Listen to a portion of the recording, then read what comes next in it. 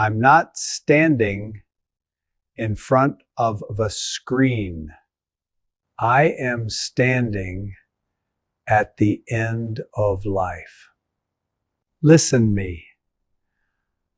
I want to tell you something. The people who told me to stop smoking are all dead now. Men don't die from alcohol. Men don't die from cigarettes.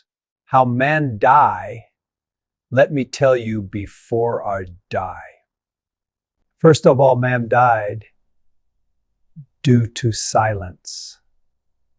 The first thing that kills a man early is silence. Not the quiet of peace, but the silence of pain, holding everything inside. Swallowing words that should have been spoken. Smiling in front of people. And bleeding when no one is watching. I've seen men survive war but die from unspoken pain. Because pain that has no voice turns inward. And slowly, it eats the heart. Remember this. Silence does not make you strong. It makes you tired.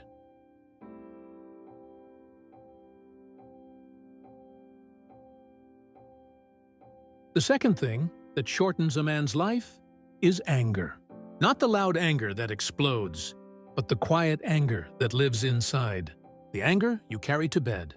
The anger you wake up with. Men learn early to stay quiet, to be strong, to pretend nothing hurts. So they swallow disrespect. They swallow humiliation. They swallow injustice until the body starts remembering what the mouth refused to say. I have watched men smile at the world while their chest felt like a war zone. Anger trapped inside has no exit, so it looks for one. It tightens the chest. It raises the blood. It steals the sleep. And slowly, it poisons the heart. Men think forgiveness is surrender. It is not. Forgiveness is choosing life over pride. I lived long not because I was calm, but because I learned to let go. Remember this. Anger you don't release will release you from this world. The third thing that slowly kills a man is worry. Not thinking or planning, but constant worry that never lets the mind rest. I have seen men work all day and then lose their nights fighting problems that were not even real yet. They fear the future and replay the past, forgetting the present. Chani to do twaid. Worry keeps the body tense and the mind exhausted.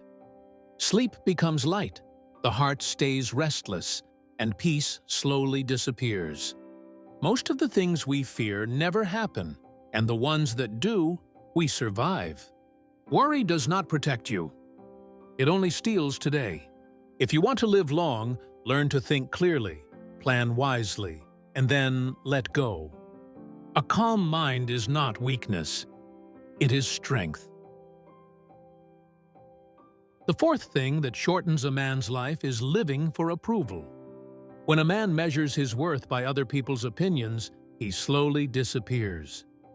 I have seen men silence their own dreams just to be accepted. They say yes when they want to say no. They wear smiles that do not belong to them. Living for approval creates constant pressure. The mind stays alert, the heart stays tense, and peace never arrives. No one can please everyone. The attempt alone is exhausting. I learned this late in life. The moment I stopped living to impress others, I started breathing again. Respect yourself first.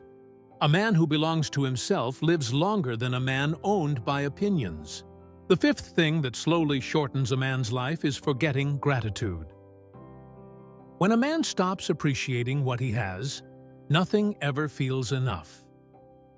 I have seen men surrounded by blessings, yet living like they are poor. Not poor in money, but poor in peace. A grateful heart rests. An ungrateful one keeps running. When gratitude disappears, contentment goes with it. And a restless heart ages the body faster than time. I learned this late in life. The days I complained the most were the days I enjoyed the least. You do not need more to be at peace. You need awareness. Gratitude slows life down, and slow lives last longer. The sixth thing that quietly shortens a man's life is smiling while breaking inside. It is pretending to be strong when the heart is exhausted and the soul is asking for rest. I have seen men laugh in public and collapse in silence. They carry pain so long that it starts to feel normal. They tell themselves others have it worse, so their pain does not matter. Day after day, they perform happiness. They joke, they work, they show up, but inside, something keeps cracking. Pain that is never acknowledged does not heal. It finds other ways to speak. Through tension in the chest, through constant fatigue, through a body that feels older than its age. Men are taught to endure, not to express. But endurance without release becomes self-destruction. The heart was not built to hold everything alone. I learned this late in life. The strongest men I knew were not the quietest ones. They were the ones who allowed themselves to be honest. There is no honor in suffering silently. There is only loss.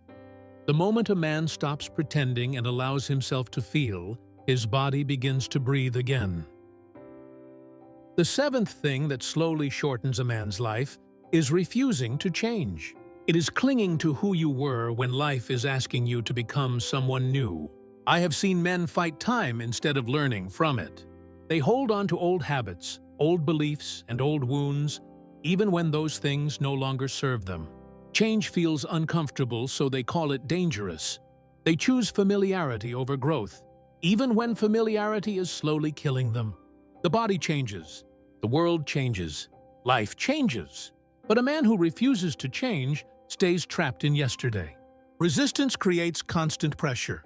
The mind stays rigid, the heart stays closed, and a closed heart ages faster than years ever could. I learned this late in life. Every chapter of my life asked something new from me. The moment I listened instead of resisted, life became lighter. Change does not destroy a man. It refines him. A man who adapts survives.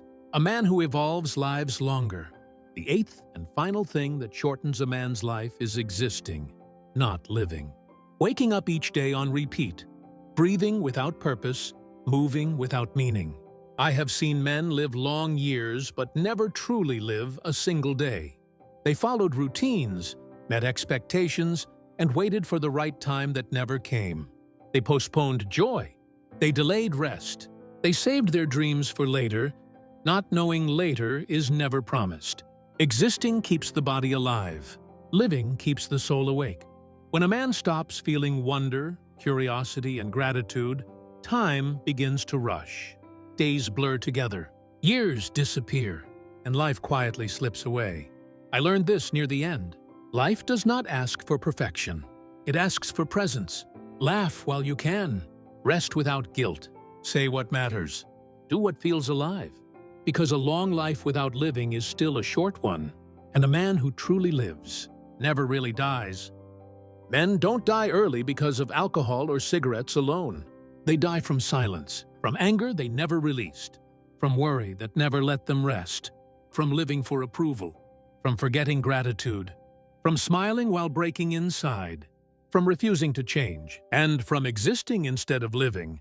I have buried men who never drank. I have buried men who never smoked. But I have never buried a man who knew how to let go.